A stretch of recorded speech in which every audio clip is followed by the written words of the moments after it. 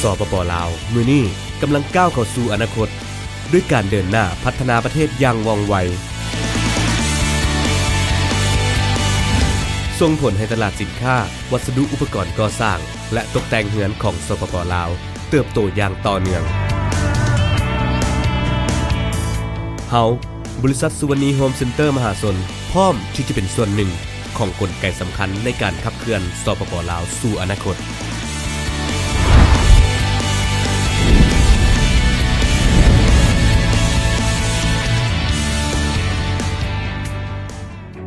จากจุดเริ่มต้นในปีค.ศ. 1988 ด้วยวิสัยทัศน์ของท่านนางสุวรรณีสุขบัณฑิตท่านวัดดานาสุขบัณฑิต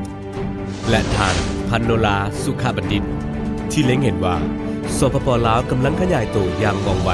และมีความต้องการวัสดุอุปกรณ์ก่อสร้างกำลังเพิ่มสูงขึ้นจึงได้เปิดห้างขายเครื่องอุปกรณ์ก่อสร้างขึ้นที่บ้านศรีสวัสดิ์เมืองจันทบุรีนครหลวงเวียงจันทร์ด้วยทุนจดทะเบียน 3,250,000 กีบต่อมาได้จดทะเบียนเป็นบริษัทสุวรรณีการค้าขาออกขาเข้าจำกัดผู้เดียวด้วยทุนจดทะเบียน100 ล้านกีบในปีค.ศ. 1993สุวรรณีการค้าได้ให้บริการโดยยึดถือหลักความซื่อสัตย์จริงใจต่อลูกค้าและผู้สนองมาโดยตลอดส่งผลให้กิจการก้าวหน้าเป็นที่เชื่อถือและไว้วางใจให้รับใช้พี่น้องชาวลาวเสมอมาในปีค.ศ. 2000 จึงได้ย้ายสำนักงานใหญ่จากสาขาทงขันคำมาเป็นสาขาพลต้องในโอกาสนั้นท่านกฤษดาสุขบัณฑิตจึงได้เข้ามาร่วมบริหารธุรกิจ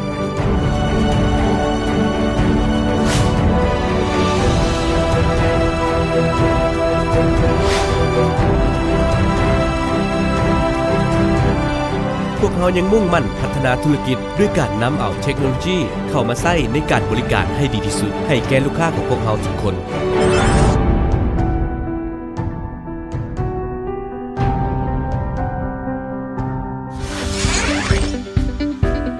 วันนี้บริษัทสุวรรณีโฮมเซ็นเตอร์มหาชนจึงได้ก้าวเข้ามาเป็นผู้นำของการจัดจำหน่ายสินค้าและบริการทางด้านวัสดุก่อสร้างเครื่องตกแต่งเรือนและอาคารแบบครบวงจรในสปป.ลาวด้วยส่วนแบ่งการตลาดถึง 60% บริษัทของพวกเขาให้การบริการผ่าน 4 สาขาคือศูนย์แสดงสินค้าครบวงจรขนาดใหญ่สาขาพลต้อง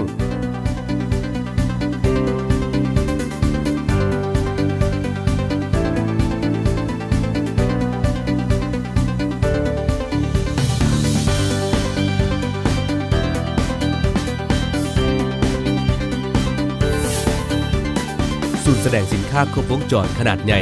สาขาสีไข่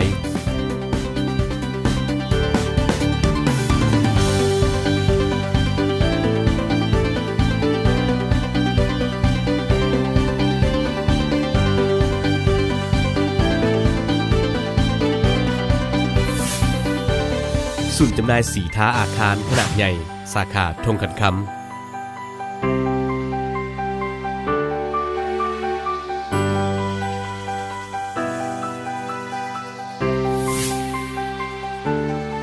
ศูนย์จำหน่ายลิฟต์และคันไดเลื่อนมิตซูบิชิและตัวแทนจำหน่ายเฟอร์นิเจอร์โมเดิร์นฟอร์มสาขาทงตุ่ม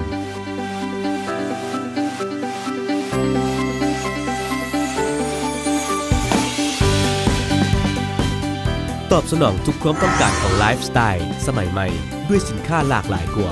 30,000 ชนิดจาก400 ยี่ห้อสั้นนำที่ทันสมัยและมั่นใจในคุณภาพเพื่อความสะดวกว่องไวในการให้บริการโดยมีระบบคอมพิวเตอร์ที่ทันสมัย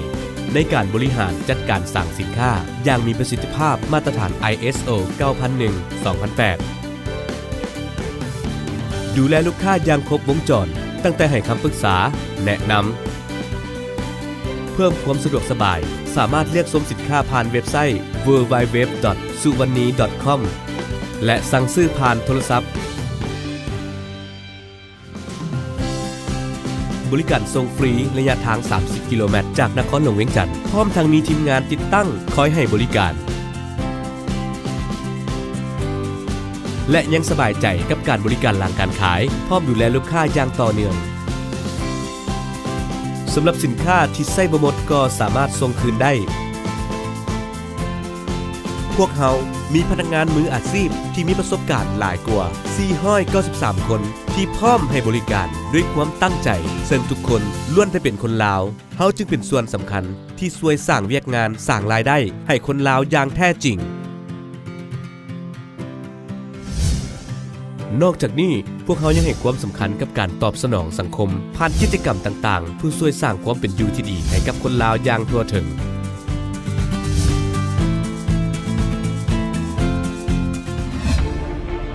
ในโอกาสที่สปป.ลาวจะก้าวเข้าสู่ประชาคมเศรษฐกิจอาเซียนบริษัทสุวรรณีโฮมเซ็นเตอร์มหาชนมีเป้าหมายที่จะขยายธุรกิจให้กว้างไกลขึ้นอีกเพื่อเป็นส่วนหนึ่งของการสนับสนุนพัฒนาประเทศ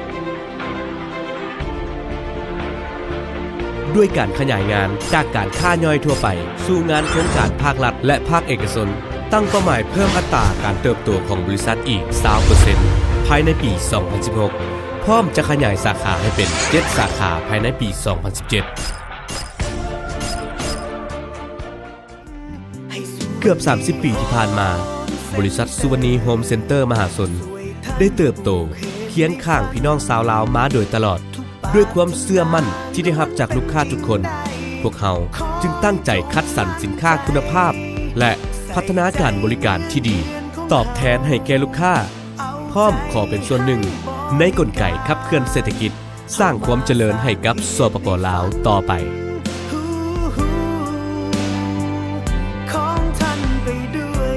แนวความคิดพื้นฐานที่ใช้ในการบริหารธุรกิจเป็นหลักก็คือความซื่อสัตย์ความจริงใจต่อลูกค้าแล้วก็ผู้สนองแล้วก็พนักงานพอเขามีความเชื่อว่าความซื่อสัตย์คือความมั่นคงมันจะนำเอาผลสำเร็จมาสู่พวกเขาจากแนวคิดดังกล่าวพวกเขาก็พันขยายไปสู่เวียกงานของพวกเขาโดยการสรรหาสินค้าวัสดุก่อสร้างแล้วก็ตกแต่งบ้านที่มีคุณภาพสิ่งใดที่เห็นว่าดีต่อตนเองก็คือว่าจะดีต่อคนอื่นนำใส่บ่หมดก็สามารถนำส่งคืนได้ทั้งหมดก็เพื่อว่าสร้างความพึงพอใจให้กับลูกค้าเฮาพยายามรักษาจุดนี้มาเป็นเวลาดนและพยายามถ่ายทอดให้กับพนักงานทุกระดับและก็เป็นเหตุผลที่ให้เฮาประสบผลสำเร็จและได้รับความไว้วางใจจากสังคมลาวมาจนถึงปัจจุบันนี้แม้นภายหลังที่พวกเขาได้เข้าในตลาดหลักทรัพย์พวกเขาก็จะมุ่งมั่นในการพัฒนาธุรกิจและการบริหารการจัดการให้มีคุณภาพดีขึ้นพร้อมกันนั้นก็จะวางแผนขยายสาขาให้ได้3 สาขาภายในปี 2017 และจะวางแผนในการขยายสาขาให้ควบคุมทั่วประเทศเป็นการละโอกาสอันดีให้กับธุรกิจและกับผู้ถือหุ้นเพื่อให้บรรลุเป้าหมายในการเป็นผู้นำด้านสินค้าวัสดุก่อสร้างและตกแต่งบ้านในประเทศลาวและเชื่อมโยงเข้าสู่ภูมิภาคอาเซียนวันนี้โฮมเซ็นเตอร์สวยท่านปลูกเห็นในฝันทุกปรารถนาล้วนเป็น